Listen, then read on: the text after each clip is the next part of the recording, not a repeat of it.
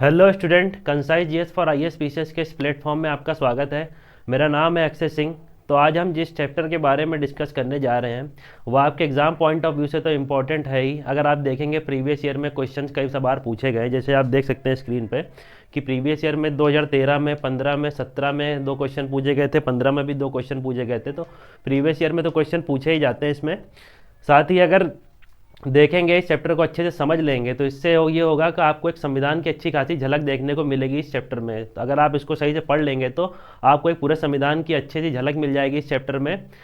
और इस लेक्चर में जितने भी पहलू होंगे हमारे प्रियम्बल से संबंधित, उन सारे पहलुओं पर चर्चा करेंगे, जैसे ये संविधान का भाग है या नहीं, ये क्वेश्चन बहुत बार पूछा जाता है। साथ ही इसमें सुप्रीम कोर्ट के जितने फैसले आए, केसवन एंड भारती मामला ले लीजिए, और जितने भी केस हुए इनसे रिलेटेड, बेरूबाड़ी ले लीजिए, जितने भी केस हुए 60 से लेकर 73 तक के जितने केस हैं प्रियम्बल से रिलेटेड, उनको भी कवर करेंगे। और देखेंगे इसकी एक टाइमलाइन की, जैसे 13 दिसंबर 1946 की जो थर्ड सीटिंग हुई थी कॉन्स्टिट्यूशनल असेंबली की, वहाँ से लेकर जो 1976 में इसमें 42वें संशोधन होता है, जिसमें दो तीन शब्द जोड़े जाते हैं, समाजवादी, पंथ निरपेक्ष और अखंडता शब्द। इन सारे शब्दों के एक एक कीवर्ड जितने हैं उनको अच्छे से जानेंगे, उनको समझेंगे। बाकी अगर आप इस लेक्चर को देखने के बाद इससे रिलेटेड जो होगा, हमारी प्रस्तावना से रिलेटेड, आप टेस्ट लगा के देखिएगा जाके, आप एक अच्छी स्थिति में होंगे, आप लगभग सारे क्वेश्चन सॉल्व करने की स्थिति में होंगे। बाकी लेक्चर में आगे बढ़ने से पहले अगर आपको इस लेक्चर की पीडीएफ चाहिए हो तो हमारा Telegram channel concise GS for IAS PCS, उसको ज्वाइन कर लीजिएगा, जिसका लिंक जो होगा डिस्क्रिप्शन बॉक्स में प्रोवाइड करा दिया जाएगा। साथ ही अगर आप मुझसे कोई डाउट या क्वेरी है आपकी रिलेटेड, इस कोर्स से रिलेटेड या प्रियम्बल चैप्टर या किसी भी चीज़ से रिलेटेड कोई क्वेरी या डाउट है आपका, तो आप हमसे इंस्टाग्राम में कनेक्ट हो सकते हैं। इसका लिंक जो होगा वो डिस्क्रिप्शन बॉक्स में उसका भी प्रोवाइड करा दिया जाएगा। तो बढ़ते हैं आज के लेक्चर में आगे। तो ये देख सकते हैं आप लोग, प्रीवियस ईयर में कुछ क्वेश्चन पूछे गए थे प्रस्तावना से रिलेटेड, तो इनको लेक्चर की पीडीएफ आपको जब मिलेगी तो ये क्वेश्चन सॉल्व करके देखिएगा, ठीक है। तो स्टार्ट करते हैं आज हम लोग क्या इंट्रोडक्शन से प्रस्तावना की। तो प्रस्तावना की इंट्रोडक्शन स्टार्ट करने से पहले कुछ चीज़ें समझ लीजिए। जैसे जो प्रस्तावना है, सर्वप्रथम इसको कौन सा अमेरिका के संविधान में सबसे पहले प्रस्तावना को अपनाया गया था। और जो भारत की प्रस्तावना है उसको जो जवाहरलाल नेहरू, मोतीलाल नेहरू ना समझिएगा, इनको पंडित नेहरू लिखा रहता है उसमें, तो जवाहरलाल नेहरू द्वारा क्या किया गया, 13 दिसंबर 1946 को संविधान सभा के सामने इसको रखा गया। तो ये चीज़ ध्यान रखिएगा क्या, कि सर्वप्रथम अमेरिकी संविधान में प्रस्तावना को अपनाया गया था, और जो हमारी प्रस्तावना है उसको जवाहरलाल नेहरू के उद्देश्य प्रस्ताव पर आधारित है। जो हमारी प्रस्तावना है जो हमारे संविधान में अपनाई गई है, तो ये चीज़ ध्यान रखिएगा। और 13 दिसंबर 1946 को पंडित नेहरू ने इसके संविधान सभा के सामने रखा था, इतनी चीज़ ध्यान रखिएगा। साथ ही कुछ चीज़ें और जान लेते हैं। तो कुछ चीज़ों में मतलब क्या है इसमें, जैसे कि अगर बात करें तो जैसे हमने देख लिया 13 दिसंबर 1946 को क्या हुआ, तो ये टाइमलाइन देख रहे हैं हम, 13 दिसंबर 1946 को जवाहरलाल नेहरू ने इसे संविधान सभा के सामने रखा। फिर इसको अपनाया कब गया, तो अपनाने पे अगर देखेंगे तो 22 जनवरी 1947, क्या 22 जनवरी 1947 को इसको अपनाया गया। कब, 22 जनवरी 1947 को, ये चीज़ ध्यान में रखिएगा। अपनाया कब गया, 22 जनवरी 1947 को। और नेहरू ने पेश कब किया था, तो 13 दिसंबर 1946 को, तो ये ध्यान रखिएगा। और 13 दिसंबर जो 1946 है, ये ध्यान रखिएगा, ये संविधान सभा की तीसरी बैठक थी। कौन सी तीसरी बैठक थी, तो 13 दिसंबर 1946 को संविधान सभा की तीसरी बैठक पर पंडित नेहरू ने किसको, उद्देश्य प्रस्ताव को सामने रखा, उसी के आधार पर यह हमारी प्रस्तावना बनी है। और 13 दिसंबर 1946 तीसरी बैठक थी। और पहली बैठक कब हुई संविधान सभा की, अगर आपसे पूछा जाता है कभी कभी फैक्चुअल क्वेश्चन, तो 9 दिसंबर 1946 को पहली बैठक, 11 दिसंबर 1946 को दूसरी बैठक, और 13 दिसंबर 1946 को तीसरी बैठक। तो तीसरी में इसको रखा गया था। साथ ही 22 जनवरी 1947 को इसको अपनाया गया था।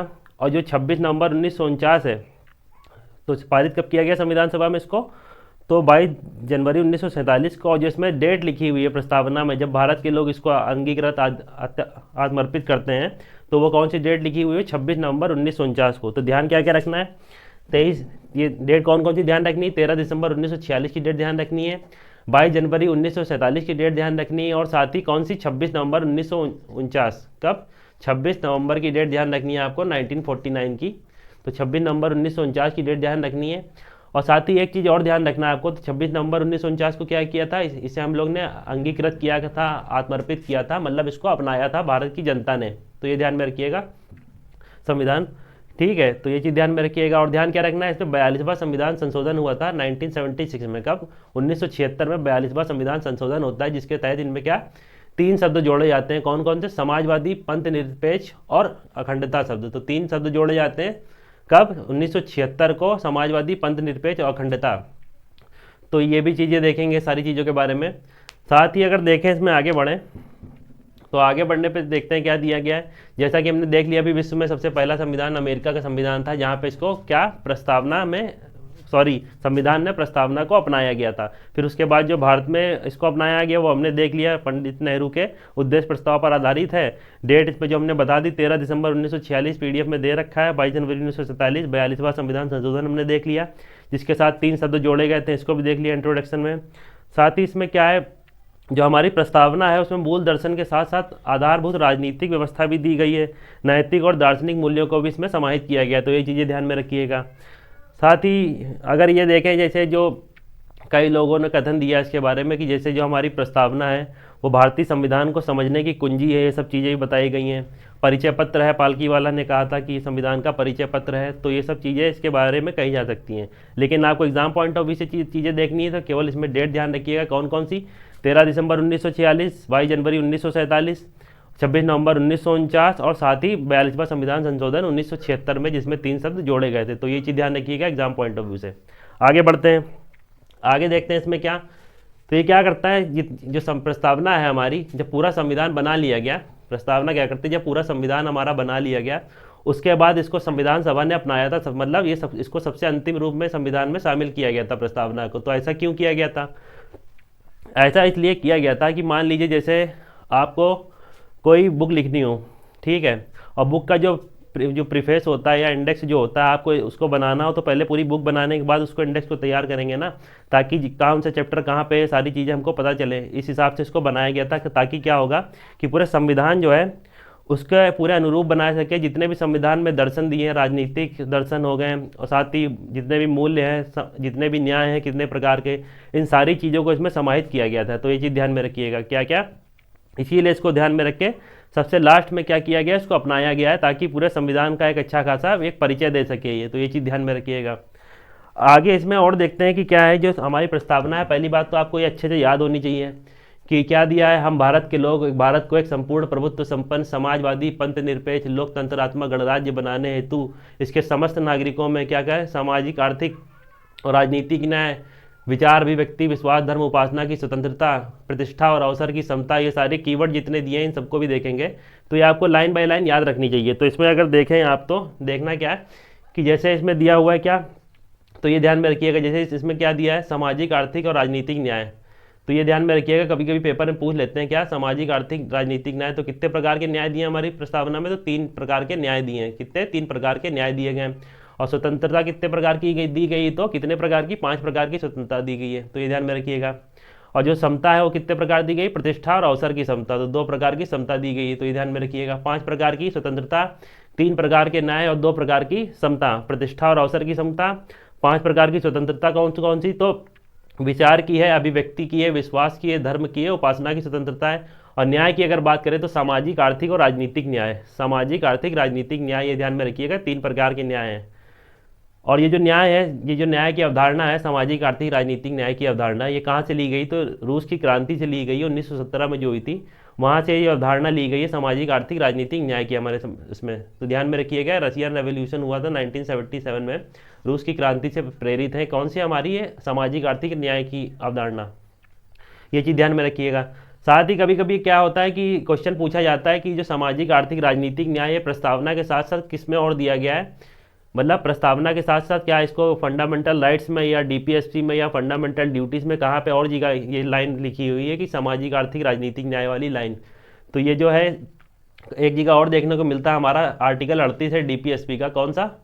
डीपीएसपी का। अगर आर्टिकल 38 देखेंगे तो वहाँ पर इसमें लिखा हुआ है क्या, आर्टिकल 38 में कि यही सामाजिक आर्थिक न्याय राजनीतिक न्याय के बारे में भी बताता है वो हमारा 38वां आर्टिकल जो है डीपीएसपी का, वो भी ध्यान में रखिएगा। साथ ही अगर इसमें देखेंगे तो डेट कौन सी दी गई है हमारी प्रस्तावना में, तो 26 नवंबर 1949, ये ध्यान में रखिएगा। 3 प्रकार के न्याय हो गए। 38वां आर्टिकल जो है डीपीएसपी का, वहाँ भी सामाजिक आर्थिक राजनीतिक न्याय की बात होती है। और जो ये अवधारणा है सामाजिक आर्थिक राजनीतिक न्याय की, ये रूस की क्रांति से ली गई है। और अगर ध्यान रखना है तो आपको ये जो क्या है, अगर इसमें ध्यान रखने वाली बात देखेंगे तो ये एकता और अखंडता, इसमें अखंडता शब्द जो है ये भी 42वें संविधान संशोधन द्वारा जोड़ा गया था। कौन सा? 42वें संविधान संशोधन द्वारा अखंडता शब्द जोड़ा गया था। ऊपर समाजवादी पंथ निरपेक्ष देख लीजिए, ये भी 42वें संविधान संशोधन द्वारा जोड़ा गया था। तो ये 42वें संविधान संशोधन द्वारा जोड़ा गया था। और इसमें जो बंधुता की ये क्या दे रखा है इसमें कि जो ये न्याय की अवधारणा तो रूस की क्रांति से ले ली गई। बाकी इसमें देखते हैं आगे क्या है, बढ़ते हैं थोड़ा आगे। तो ये चीज़ हमने देख ली, स्रोत देख लिए। स्रोत में क्या है, स्टार्ट होती है हमारी जो प्रस्तावना है वो स्टार्ट होती है कहाँ से? हम भारत के लोग से। तो ये दर्शाती है कि जो संविधान का स्रोत है क्या? भारत की जनता है, और भारत की जनता द्वारा संविधान को शक्तियाँ दी गई हैं ताकि उनके ऊपर वो अच्छे से न्याय या कानून बना सके, जो जहाँ पे सामाजिक, आर्थिक, राजनीतिक न्याय की स्थापना हो सके, प्रतिष्ठा की अवसर और हर चीज़ की क्षमता मिल सके, लोगों में जो दबे हैं उनको उठाया जा सके, जैसे कि 16(4) और 15(4) में सक्षम कारी जो प्रावधान दिए गए हमारे फंडामेंटल राइट्स में, ये सामाजिक और आर्थिक न्याय की एक तरह की ये दर्शाता है हमारा। आगे देखते हैं इसमें आगे, अगर क्या देखते हैं कि जैसे इसमें दे रखा है, पीडीएफ में पढ़िएगा कि जो भारतीय संविधान का स्रोत क्या है? जनता है, और राजनीतिक सत्ता क्या है? अंतिम रूप से जनता पे निहित है। मतलब हमारे वहाँ जो है जनता ही शासक है, जनता के द्वारा शासक चुने जाते हैं, और हर 5 साल में वोट का अधिकार जो दिया गया है, हर 5 साल में हम लोग वोट करके सरकार भी अपनी बदल सकते हैं। तो अंतिम रूप से जो शक्ति है लोकतंत्र में कहाँ पे होती है? वो ये हम सबको भी पता है, अंतिम रूप से जो शक्ति है लोकतंत्र में वो हमारी किस पे? जनता में ही निहित होती है। तो ये चीज़ ध्यान में रखिएगा। आगे क्या दिया है, जैसे संविधान के स्रोत के बारे में और ये बताती है प्रस्तावना की, जैसे जो संविधान की शक्ति का स्रोत कौन है? तो जैसे हमने देख लिया, हम भारत के लोग से स्टार्ट होती है, मतलब क्या है? भारत के लोग ही इसकी शक्ति का स्रोत हैं। ये प्रस्तावना जो है हमारे राज्य की प्रकृति के बारे में बताती है कि हमारे राज्य की प्रकृति कैसी होगी। प्रकृति का मतलब कैसा राज्य जो भारत है। ये पॉलिटी में पहली बात तो ध्यान रखिएगा, जब देश के लिए भी राज्य शब्द का प्रयोग किया जाता है, और राज्य का यहाँ पे प्रकृति कैसी होगी भारत की, तो ये बताती है क्या हमारे संविधान की प्रस्तावना? ये बताती है हमारा जो राज्य होगा, मतलब देश, वो एक संपूर्ण संप्रभु राज्य होगा। समाजवादी कुछ इसमें अवधारणाएं होंगी। पंथ निरपेक्ष होगा, मतलब धर्म निरपेक्ष या पंथ निरपेक्ष होगा, किसी भी धर्म को मान्यता नहीं दी गई राज्य धर्म के तौर पर। साथ ही लोकतंत्र तो होगा ही होगा, और गणराज्य होगा। गणराज्य का मतलब अगर आप जानते होंगे तो गणराज्य का मतलब ये होता है जो हमारा हेड ऑफ स्टेट है, जैसे अपने वहाँ प्रेसिडेंट है हेड ऑफ स्टेट, तो वो जो हेड ऑफ स्टेट होगा वो क्या होगा? इलेक्टेड होगा, ना कि किसी रानी या राजा के द्वारा नॉमिनेटेड होगा। तो मतलब जैसे ब्रिटेन में राजशाही चलती है ना, तो वहाँ का हेड ऑफ स्टेट जो है वो क्या बाई बर्थ होता है कि मतलब जो राजा के खानदान में पैदा होगा वही वहाँ का हेड ऑफ स्टेट होगा, लेकिन वो भी नाम मात्र का। उसी तरह हमारे प्रेसिडेंट के जो पोस्ट दी गई है वो नाम मात्र की है, लेकिन वो इलेक्ट होकर जाता है यहाँ से। इसलिए हमारा देश जो है गणतंत्र है, ना कि राजशाही। तो गणतंत्र का मतलब ये होता है। लोकतंत्र आपको पता ही होगा, जनता द्वारा वोट के द्वारा सरकार बनाई जाती है, सरकार फिर उनके लिए कल्याणकारी शासन करती है। ये सब चीज़ें पता होंगी आपको।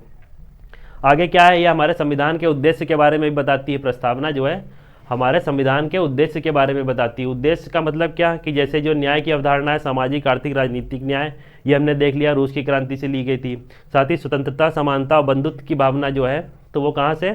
स्वतंत्रता, समानता अगर बंधुत्व की भावना देखें तो वो कहाँ से? वो फ्रांस की क्रांति से प्रेरित है। तो ये चीज़ ध्यान में रखिएगा। न्याय की अवधारणा रूस से प्रेरित है, और जो स्वतंत्रता, समानता और बंधुत्व की अवधारणा है वो फ्रांस की क्रांति से प्रेरित है। ये चीज़ ध्यान में रखिएगा। और ये उद्देश्य हो गए हमारे संविधान के। बाकी जो अंगीकरण की तिथि दी गई है, जैसे हमने तिथियों के बारे में पहले टाइमलाइन में बता दिया, अगर आपको ध्यान रखना हो तो संविधान की प्रस्तावना से रिलेटेड की कौन कौन सी तिथियां आपको याद रखनी है, तो हमने 4 तिथियां बता दी थी पहले ही। 13 दिसंबर 1946, 22 जनवरी 1947, 26 नवंबर 1949 और 42वां संविधान संशोधन 1976। तो ये तिथियां हमने पहले बता दी। आगे देखते हैं इसमें क्या दिया है। ये आगे बताता है कि हमारे प्रस्तावना का महत्व क्या है। जैसे प्रस्तावना क्या है, प्रस्तावना की महत्व है कि प्रस्तावना जो है हमारे भारतीय लोकतांत्रिक गणराज्य की कुंजी है, कुंडली है, ये सब दिया हुआ है। जैसे देख लेते हैं इसमें क्या क्या लिखा है। जैसे प्रस्तावना को क्या कहा जाता है? हमारे भारतीय लोकतांत्रिक गणराज्य की कुंडली कहा जाता है। साथ ही संविधान का दर्शन है इसमें प्रस्तावना में हमारी क्या, और भारतीय संविधान का सारांश ये बताती है पूरा। ये सब हमने शुरुआत में ही बात कर ली। पहचान पत्र है, अन्य पालकी वाला ने बताया था पहचान पत्र, ये भी हमने देख लिया। संविधान निर्माताओं के मस्तिष्क को समझने की कुंजी है, इसलिए भी इसका महत्व बढ़ जाता है। साथ ही यह क्या करता है, जो कोर्ट हैं, सुप्रीम कोर्ट ले लो, हाई कोर्ट ले लीजिए, जो ये कोर्ट्स हैं, अगर वो कहीं किसी चीज़ में फंसते हैं, किसी उसमें व्याख्या में, संवैधानिक व्याख्या में फंसते हैं, तो वहाँ पे क्या करता है, ये व्याख्या के लिए एक मार्गदर्शक के रूप में भी कार्य करती है प्रस्तावना। तो इसका मतलब ये जैसे कि संविधान निर्माताओं के मस्तिष्क को समझने की कुंजी, इसलिए इसको कहा जाता है कि जब अगर कभी जो कोर्ट है अगर वो किसी संवैधानिक मामले में किसी चीज़ की व्याख्या में फंसते हैं तो वो सहारा लेते हैं किसका, प्रस्तावना का, क्योंकि प्रस्तावना जो है वो अंतिम रूप से संविधान के निर्माता जो है उनके मस्तिष्क को समझने की कुंजी है, इसलिए इसको इसकी व्याख्या के तौर पर इसका उपयोग किया जाता है। तो ये ध्यान में रखिएगा। आगे देखते हैं। 42वां संविधान संशोधन हमने देख लिया। क्या इसमें 3 शब्द जोड़े गए थे, समाजवादी हो गया, पंथ निरपेक्ष और अखंडता शब्द। तो देख लेते हैं इन शब्दों के बारे में। जैसे समाजवादी शब्द के बारे में बात करें तो ये हमने देख लिया 42वें संविधान संशोधन द्वारा जोड़ा गया था। साथ ही हमारे जो संविधान में समाजवादी जो गुण थे उनको पहले भी थे। अगर आप देखेंगे डीपीएससी में कई सारे समाजवादी जो अवधारणा उसके प्रावधान किए गए थे पहले, लेकिन समाजवाद जो हमारे भारतीय संविधान में जो समाजवाद लिया गया है उसके बारे में कहा जाता है कि ये जो हमारा समाजवाद है ये मार्क्सवाद और गांधीवाद का एक मिला जुला रूप है। मतलब हमारा जो संविधान है वो मार्क्सवाद और गांधीवाद का मिला जुला रूप है। मतलब यहाँ ना तो बहुत सख्ती से समाजवाद को बढ़ाया जाएगा, ठीक है, तो ये चीज़ ध्यान में रखिएगा। इन दोनों का मिला जुला रूप का मतलब ये भी होगा कि हमारे वहाँ का जो संविधान में जो समाजवाद दिया गया थोड़ा लचीला है। अगर मार्क्सवादी समाजवाद की बात करें तो वहाँ पे क्या होता है कि वो बताते हैं कि जो नीचे का वर्ग है उसको सत्ता पलट देनी चाहिए ऊपर वाले वर्ग को स्थान लेने के लिए। तो ये चीज़ ध्यान में रखिएगा। आगे देखते हैं इसमें क्या दिया है। जैसे इसमें दिया हुआ है 42वें संविधान संशोधन द्वारा हमने जोड़ा था, ये ध्यान रखिएगा। समाजवादी शब्द से तात्पर्य क्या है, संविधान ऐसी शासन व्यवस्था को सीमित करता है जिसमें उत्पादन और साधनों का प्रयोग सामाजिक हित में हो। तो यह हमारा भारतीय संविधान में समाजवाद है। आगे क्या दिया है, भारतीय समाजवाद का झुकाव जैसे हमने देख लिया है मार्क्सवाद और गांधीवाद की ओर अधिक है। लोकतांत्रिक समाजवाद है हमारा जो मिश्रित एक अर्थव्यवस्था में आस्था रखता है। मतलब हमारे वहाँ जो समाजवाद लिया गया है उसका अगर देखें तो वो क्या करता है, वो उच्च वर्ग को नीचे बराबर में नहीं बांटता हर चीज़ों में, लेकिन वो क्या करता है जो नीचे वाला वर्ग है उसको सपोर्ट देके उच्च वर्ग के बराबर में खड़ा करने की कोशिश करता है। तो मतलब ये जैसे कि अगर हम देखें आप तो जैसे मान लीजिए ये एक सक्षम वर्ग है, ये इस हाइट पे है और ये हमारा एक निम्न वर्ग है। तो हमारा जो समाजवाद है वो क्या करेगा, इसको सपोर्ट देके और सारी चीज़ें इनके लिए स्कीम जो आती हैं जैसे सरकार निकालती है सब इन्हीं लिखिए, इनको सपोर्ट करके ये भी इन्हीं के बराबर इनको ला के खड़ा करने का कार्य करता है। ये इस तरह का हमारा समाजवाद है, तो ये ध्यान में रखिएगा। और जो अपना समाजवाद है वो मिश्रित अर्थव्यवस्था पे आस्था रखता है हमारा भारतीय समाजवाद। मतलब यहाँ पे प्राइवेट भी हैं और पब्लिक भी हैं, मतलब यहाँ पे सरकारी चीज़ें और निजी चीज़ें साथ साथ चलती हैं। तो ये चीज़ ध्यान में रखिएगा। और जो मार्क्सवाद का समाजवाद है वहाँ पे सिर्फ सरकारी चीज़ों को तवज्जो दी जाती है। तो ये चीज़ देखिएगा। आगे इसमें क्या है, पंथ निरपेक्ष, ये हमारा शब्द जोड़े गए थे 42वें संविधान संशोधन द्वारा। देख लिया समाजवादी या पंथ निरपेक्ष के बारे में समझ लेते हैं। पंथ निरपेक्ष जो शब्द है हमारा उसको क्या किया, जोड़ के सुनिश्चित कर दिया गया कि भारत में राज्य क्या क्या है, अपना कोई धर्म नहीं होगा। मतलब जैसे राज्य का कोई अपना धर्म नहीं होगा और राज्य जो है सभी धर्मों का संरक्षण का कार्य करेगा, ठीक है, तो ये ध्यान में रखिएगा। दूसरे शब्दों में यहाँ दिया गया जैसे संविधान धर्मतंत्र का निषेध करता है, धर्मनिरपेक्षता के आदर्श को स्वीकार करता है। और भारत क्या है, सकारात्मक पंथ निरपेक्ष का पक्षधर है। मतलब यहाँ पे सभी धर्म हैं उनको समान रूप से और सभी को समान रूप से समर्थन प्राप्त है, किसी एक धर्म विशेष को नहीं, सभी धर्मों को यहाँ पे समान रूप से संरक्षण प्राप्त है, ठीक है, ये चीज़ ध्यान में रखिएगा। तो ये हमारा पंथ निरपेक्ष है। मतलब राज्य का कोई धर्म नहीं होगा और राज्य क्या होगा, सभी धर्मों के लिए समान रूप से उसी हिसाब से कार्य करेगा। तो ये ध्यान में रखिएगा। आगे क्या है, एकता और अखंडता शब्द को देख लेते हैं। तो 42वां संविधान संशोधन द्वारा अखंडता शब्द को जोड़ा गया था, लेकिन एकता के साथ जोड़ा गया था, इसलिए हम इसको देख रहे हैं एकता और अखंडता में मतलब क्या होता है। एकता की अगर बात करें तो एकता शब्द का मतलब होता है कि जैसे डिफरेंट एक सोसाइटी ले लीजिए, वहाँ पर डिफरेंट कल्चर के लोग हो गए, डिफरेंट रिलीजन के लोग हो गए और उनकी डिफरेंट सोच है, उनके पसंद तौर तरीके सब अलग अलग है, उनमें एकता की बात होती है। मतलब ये लोगों के आपसी जुड़ाव का एक वो माध्यम बताता है एकता। वहीं अखंडता की बात करें तो अखंडता का मतलब क्या होता है, अखंडता का मतलब होता है कि भौगोलिक रूप से एकता, मतलब अलग अलग स्टेट में भौगोलिक रूप से एकता बनाकर उसको राज्य बना दिया गया, जो स्टेट देश बनाया जाता है। तो अलग अलग स्टेट ले लीजिए, उनको भौगोलिक एकता को प्रदर्शित करता है क्या, अखंडता। मतलब इनमें आपस में कभी टूट नहीं होगी। तो अखंडता क्या मतलब समझे कि अखंडता का तात्पर्य क्या है कि भौगोलिक एकता से मतलब है इसका। तो देख लेते हैं इसमें क्या दिया हुआ है। जैसे दिया हुआ है अखंडता को 42वें संविधान संशोधन द्वारा जोड़ा गया था, ये हमने देख लिया। यहाँ पे क्या है, जो अखंडता है वो एकता से भिन्न क्यों है, क्योंकि अखंडता से मतलब क्या है, भौगोलिक एकता के बारे में बताता है। अर्थात क्या मतलब, देश के एक क्षेत्र से दूसरे क्षेत्र जुड़े हुए हैं, इसी को बताते हैं अखंडता। जबकि एकता मतलब क्या होता है, एकता से क्या होता है, विभिन्न क्षेत्र में रहने वाले विभिन्न भागों और जातियों के लोग आपस में प्रेम सद्भाव पूर्वक रहें, यही एकता होती है। और प्रत्येक व्यक्ति यह अनुभूति हो कि यह प्रभुता संपन्न राज्य है, वह एक अभिन्न इकाई है उसका। तो ये चीज़ एकता हो गई। तो समझ गए आप अखंडता मतलब क्या होता है। अखंडता से तात्पर्य होता है कि भौगोलिक इकाई। आगे देखते हैं और जो उसके कुछ मुख्य शब्द बचे हैं हमारी प्रस्तावना के, तो उनको देख लेते हैं। जैसे सब स्टार्ट होती है हमारी प्रस्तावना, हम भारत के लोग के बाद से संप्रभुता पहला शब्द आता है, तो उसको देखते हैं संप्रभुता शब्द को। तो जान लेते हैं संप्रभुता के बारे में। संप्रभुता का मतलब क्या होता है कि जैसे हमारा जो देश है वो सभी मामलों में संप्रभु होगा। संप्रभु का मतलब कि उस पर कोई बाह्य शक्ति का दबाव नहीं होगा, ना ही कोई आंतरिक शक्ति का दबाव होगा कि उसे किस प्रकार से निर्णय लेने हैं, क्या करना है। वो एकदम संप्रभु का मतलब ये होगा, उसे किसी भी शक्ति का दबाव नहीं होगा। तो ये ध्यान रखिएगा। जैसा इसमें दिया गया है कि संप्रभुता शब्द किस बात का बोध कराता है कि क्या है, भारत एक पूर्ण स्वतंत्र राज्य है अपने बाह्य और आंतरिक दोनों मामलों में। एक संप्रभु राज्य के रूप में भारत क्या कर सकता है, किसी विदेशी भूमि को अधिग्रहित भी कर सकता है और किसी विदेशी के पक्ष में अपनी भूमि को दे भी सकता है। तो क्या मतलब, संप्रभु का मतलब है कि आंतरिक बाह्य मामलों में दोनों प्रकार से स्वतंत्र है। ये इस तरह के फैसले भी ले सकता है कि किसी बाह्य भूमि पर अपने अधिग्रहित भी कर सकता है और अपनी भूमि किसी बाह्य देश या किसी राज्य के पक्ष में दे भी सकता है। तो ये ध्यान में रखिएगा। मतलब क्या हुआ, संप्रभुता का ये तात्पर्य हुआ। आगे देखते हैं आगे क्या दिया है। संप्रभुता के बाद कौन सा शब्द आता है, तो संप्रभुता के बाद समाजवादी पंथ निरपेक्ष हमने देख ही लिया, जहाँ पे अमेंडमेंट हुआ था। उसके बाद क्या आता है, लोकतंत्रात्मक। लोकतंत्रात्मक शब्द का जो अगर मतलब देखें तो जो लोकतंत्रात्मक शब्द है वो एक सिर्फ राजनीतिक, क्या मतलब, जो हमारा लोकतंत्र शब्द है वो केवल एक सरकार के स्वरूप को ही नहीं बताता है जो इसमें दिया हुआ है। जैसे कि लोकतंत्र जो शब्द है वो केवल सरकार के स्वरूप को ही नहीं बताता, बल्कि क्या करता है, एक विशेष प्रकार की सामाजिक और आर्थिक व्यवस्था का भी बोध कराता है। सामाजिक आर्थिक व्यवस्था कैसी, जहाँ पे एक समानता और स्वतंत्रता हो जिस समाज में, और वो ऐसी क्या करे, सरकार चुनी जाए जनता के द्वारा। मतलब कि एक ऐसे सामाजिक आर्थिक व्यवस्था का भी बोध कराता है जहाँ पे समानता और स्वतंत्रता का व्यवहार किया जाए और उसके सिद्धांतों के आधार पर एक सरकार चुनी जाए, और जो सरकार चुनी जाएगी लोकतंत्र के आधार पर वो जनता के लिए, जनता के द्वारा निर्वाचित होगी, और क्या होगी, सरकार जनता के प्रति उत्तरदायी भी होगी। तो ये चीज़ ध्यान में रखिएगा। यही दिया इसमें कि लोकतंत्रात्मक शब्द का अभिप्राय क्या है कि समानता और स्वतंत्रता के सिद्धांतों पर आधारित सरकार हो जो जनता के द्वारा चुनी जाए और जनता के प्रति उत्तरदायी भी हो। तो ये ध्यान में रखिएगा। साथ ही जो आगे दिया गया है इसमें तो मैं बता देता हूँ। जैसे भारत में जो लोकतंत्र है वो आपको पता होगा, इसको संसदीय लोकतंत्र भी कहते हैं। तो भारतीय जो लोकतंत्र है वो पहली बात तो ध्यान रखिएगा इनडायरेक्ट प्रकार का लोकतंत्र है, अप्रत्यक्ष डेमोक्रेसी है। यहाँ पर डायरेक्ट रूप से हम लोग किसी नेता को, मतलब जो सरकार बनती है उसमें डायरेक्ट रूप से किसी प्रधानमंत्री को नहीं चुनते हैं, अप्रत्यक्ष रूप से सांसद चुनते हैं या विधायक चुनते हैं, फिर वो जाके मिलके बहुमत लेके फिर उसको बनाते हैं सरकार जाके। तो यहाँ पे क्या अपने वहाँ इनडायरेक्ट डेमोक्रेसी है और संसदीय लोकतंत्रात्मक व्यवस्था है अपने वहाँ। संसदीय लोकतंत्र में क्या होता है, जैसे हमने बता दिया कि हम लोग एक सांसद या विधायक को चुनते हैं, वो जाके सरकार बनाते हैं। तो ये ध्यान में रखिएगा। आगे क्या दिया है, जैसे कि संसदीय लोकतंत्र में एक और खास बात होती है कि जो कार्यपालिका जो होती है वो किसके, विधायिका के प्रति उत्तरदायी होती है। तो ये चीज़ ध्यान में रखिएगा।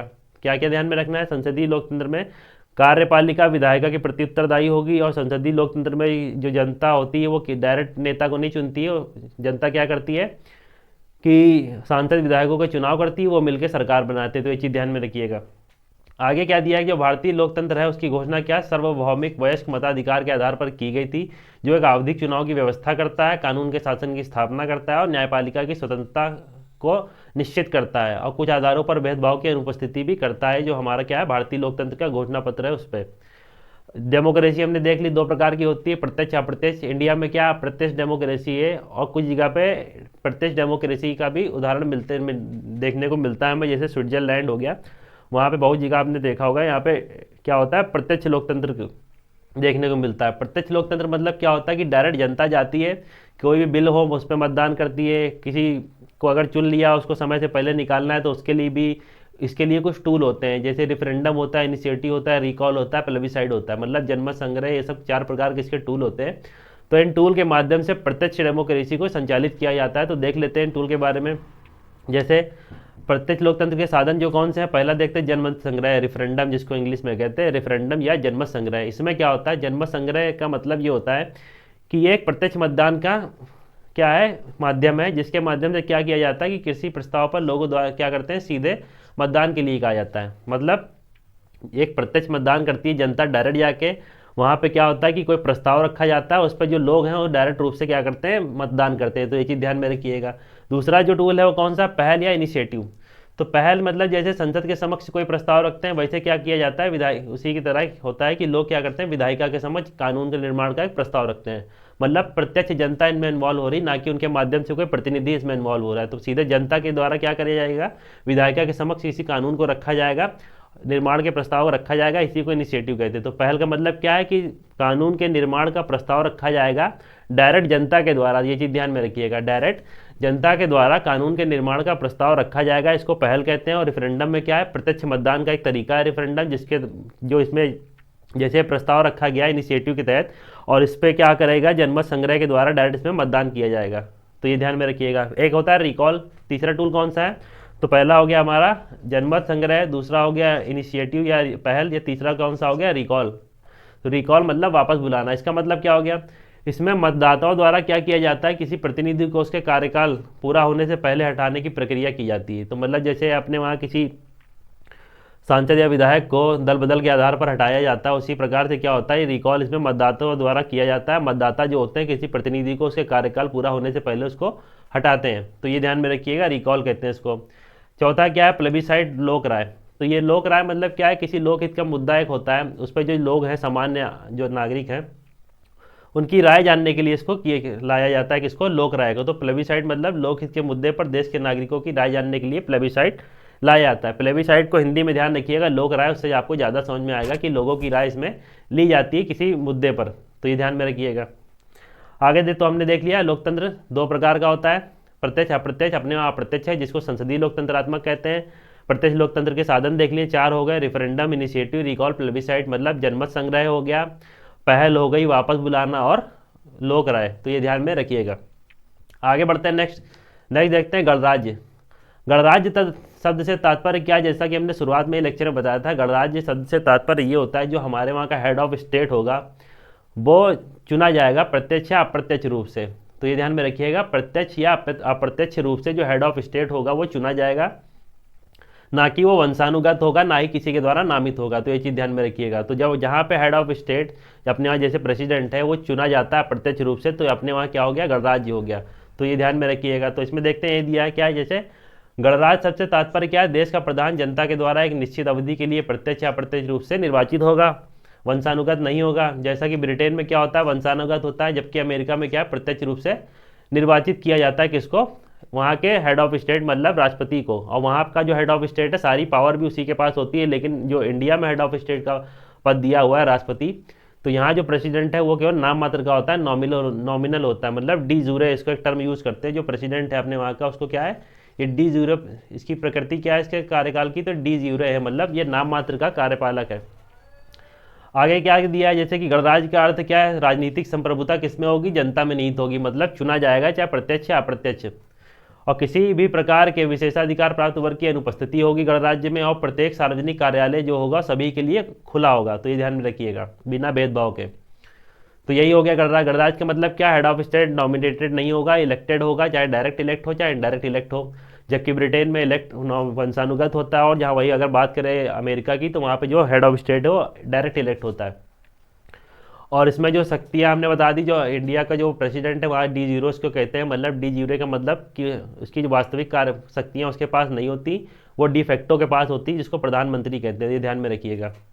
और गणराज्य का अर्थ देख लिया, राजनीतिक संप्रभुता जनता में निहित होगी, और किसी भी प्रकार के विशेषाधिकार वर्ग की अनुपस्थिति होगी। साथ ही जो कार्यालय हैं, जो सार्वजनिक कार्यालय सभी के लिए समान रूप से खुले होंगे बिना किसी भेदभाव के। तो ये चीज़ें ध्यान में रखिएगा। आगे देखते हैं जस्टिस, देखते हैं न्याय।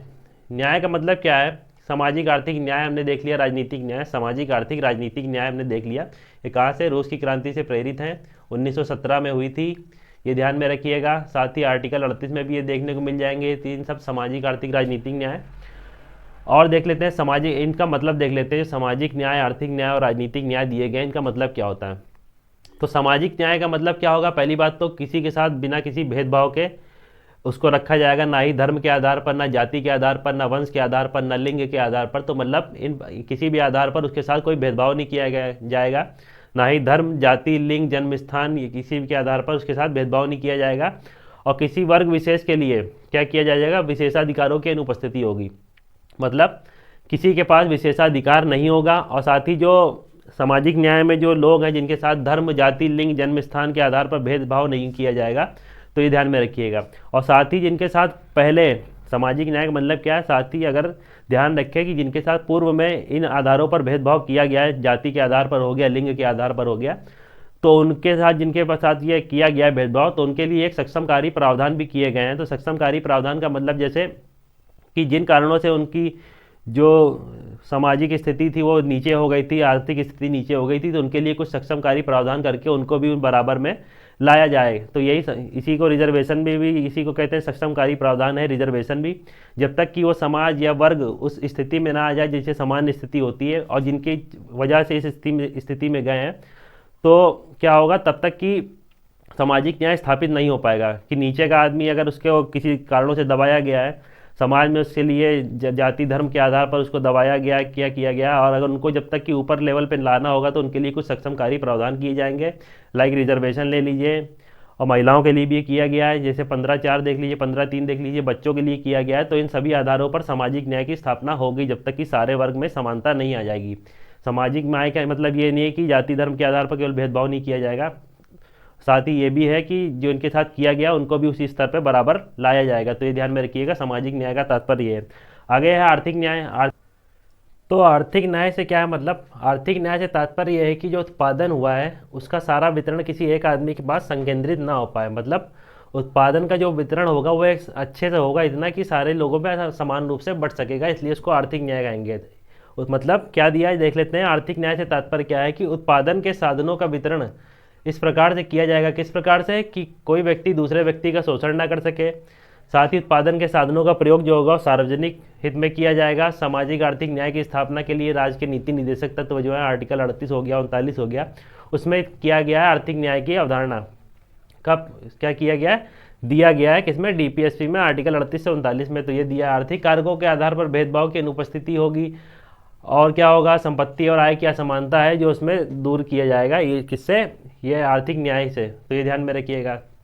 राजनीतिक न्याय दिया है। राजनीतिक न्याय का मतलब क्या हो गया? सभी नागरिकों को समान रूप से राजनीतिक अधिकार दिए जाएंगे, सभी जो नागरिक हैं उनको समान रूप से राजनीतिक पदों पर पहुंचने की समानता होगी, और साथ ही जो सरकार तक अपनी बात पहुंचाने के लिए भी उनमें समानता हो। मतलब जो भी नागरिक है उसको राजनीतिक रूप से जो अधिकार मिलते हैं इलेक्शन लड़ने के, तो उनको इन आधारों पर कभी भेदभाव नहीं किया जाएगा उनसे। मतलब कोई आम नागरिक भी सांसद, एमएलए, हर चीज़ का इलेक्शन लड़ सकता है, बशर्ते जो जनप्रतिनिधित्व अधिनियम है और दल बदल के आधार पर उसको निरर्हर घोषित ना किया गया हो। तो ये ध्यान में रखिएगा। आगे क्या दिया है, आगे देखते हैं। न्याय तो हो गया हमारा, आगे देखते हैं न्याय के आगे स्वतंत्रता की बात करते हैं, लिबर्टी। तो लिबर्टी जैसे इसमें दे रखा है हमारे संविधान में जो प्रस्तावना दी गई है उस पर लिबर्टी कितने प्रकार की, तो 5 प्रकार की लिबर्टी दे रखी है। और ये लिबर्टी मतलब स्वतंत्रता, स्वतंत्रता 5 प्रकार की दे रखी। कौन सी? पहली विश्वास की, दूसरी विश्वास, दूसरी धर्म की, तीसरी उपासना की, विश्वास धर्म क्या हो गया, विचार की, अभिव्यक्ति की, विश्वास धर्म की, उपासना की।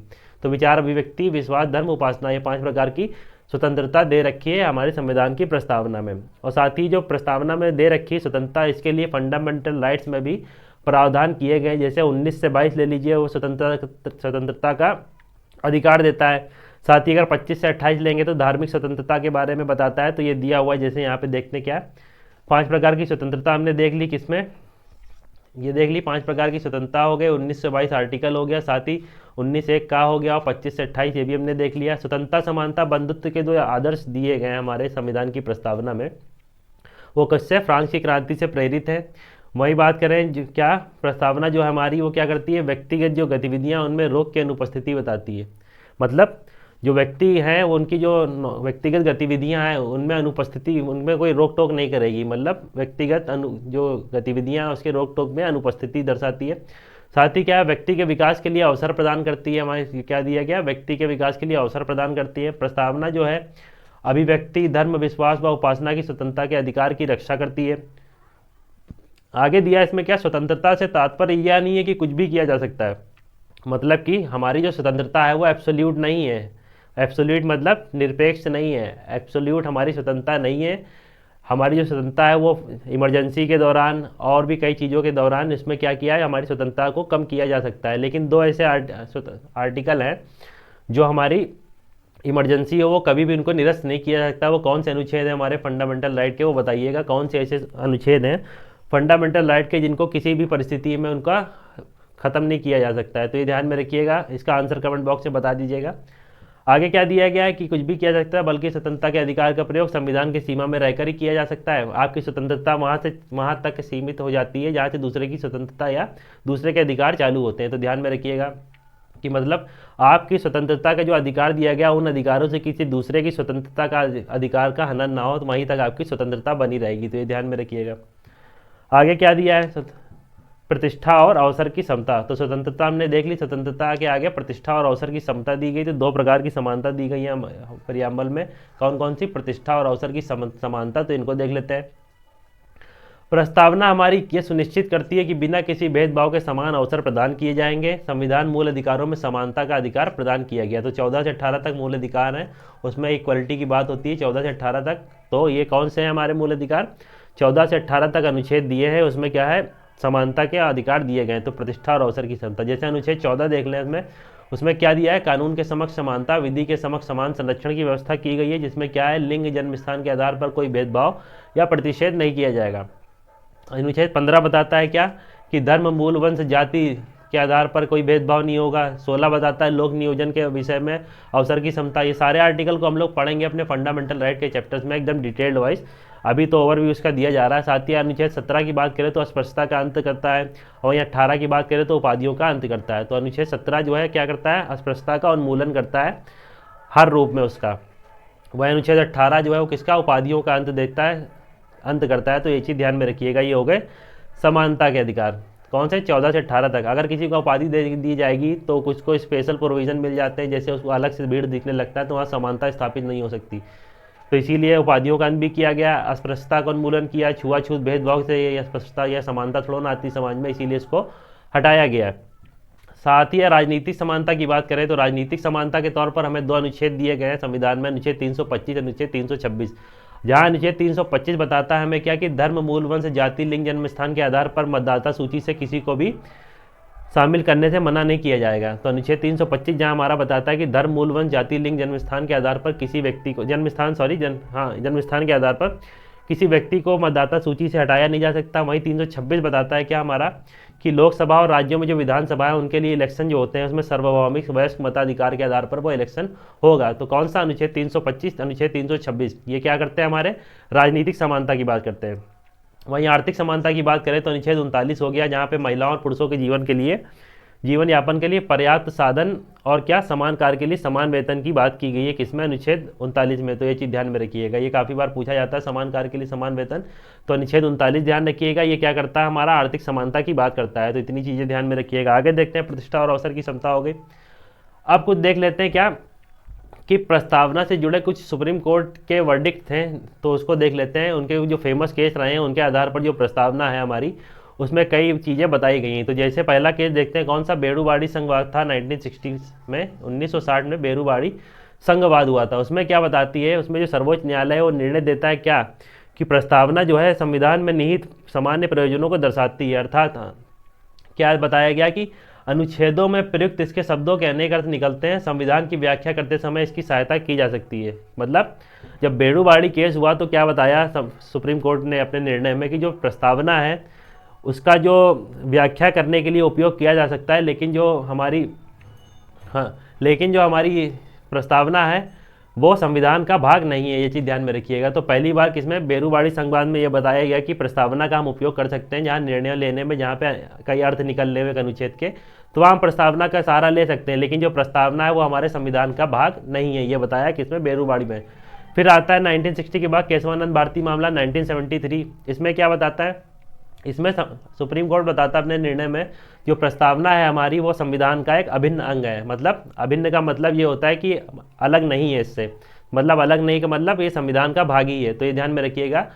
तो निर्णय में क्या बताते हैं? केशवानंद भारती मामले के केस में 1973 में जो प्रस्तावना है वो हमारे संविधान का भाग है, और अगर इसमें संशोधन भी किया जा सकता है, लेकिन इसकी मूल भावना नष्ट नहीं होनी चाहिए। तो ये चीज़ ध्यान में रखिएगा। बेसिक स्ट्रक्चर भी यहीं से आया, और प्रस्तावना की जो मूल भावना नष्ट नहीं होनी चाहिए, बशर्ते इसमें संशोधन कर सकते हैं। और संशोधन कैसे होगा? तो अमेंडमेंट के द्वारा होगा। ये चीज़ ध्यान में रखिएगा।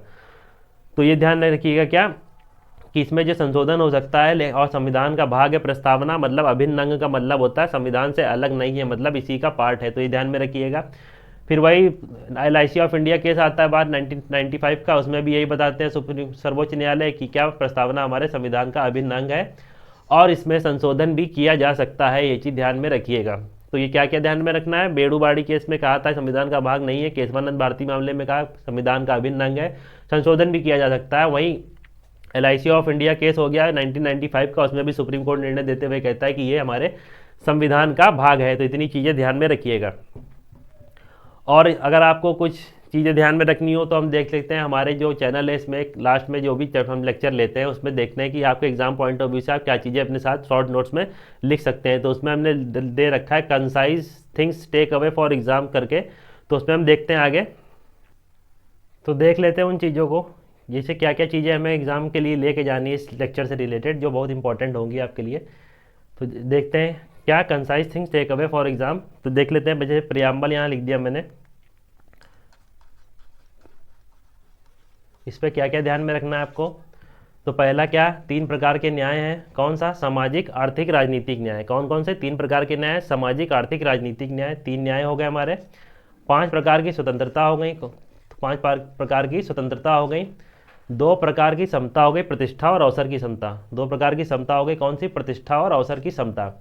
और सबसे पहले कौन से, अमेरिका के संविधान में प्रस्तावना को लाया गया था, सर्वप्रथम किसमें, अमेरिका के संविधान में प्रस्तावना को लाया गया था। और भारतीय संविधान की जो प्रस्तावना है उसमें क्या, नेहरू के उद्देश्य प्रस्ताव पर आधारित है। तो नेहरू के उद्देश्य प्रस्ताव पर आधारित है कौन सी, भारतीय संविधान की प्रस्तावना। तो ये ध्यान में रखिएगा, ऑब्जेक्टिव रेजोल्यूशन ध्यान में रखिएगा, उद्देश्य प्रस्ताव। तो क्या क्या ध्यान में रखना है, अमेरिका के संविधान में सर्वप्रथम लिया गया था और भारतीय संविधान की प्रस्तावना और नेहरू के उद्देश्य प्रस्ताव पर आधारित है, जिसे 13 दिसंबर 1946 को सर्वप्रथम पेश किया गया था।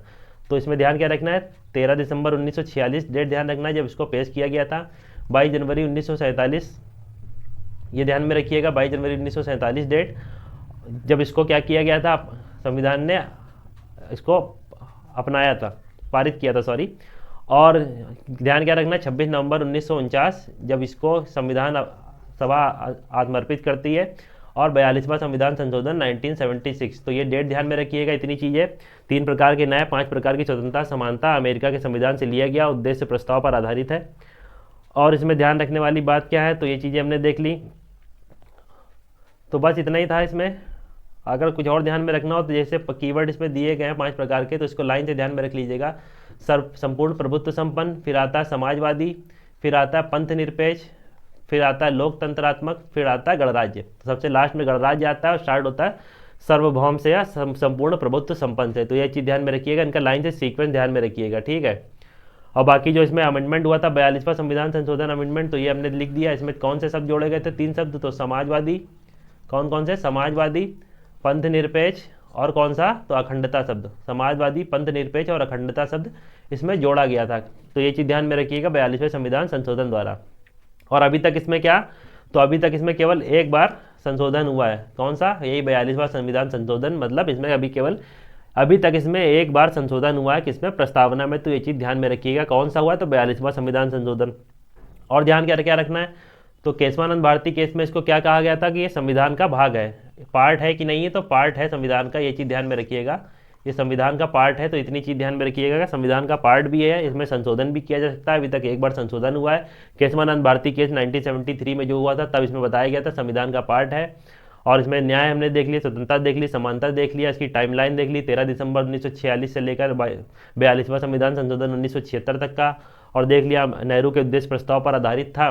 और सबसे पहले अगर कोई देश है जहाँ पे प्रस्तावना अपनाई गई थी संविधान में, तो वो कौन सा था, अमेरिका था। इतनी चीज़ ध्यान में रखिएगा इससे रिलेटेड।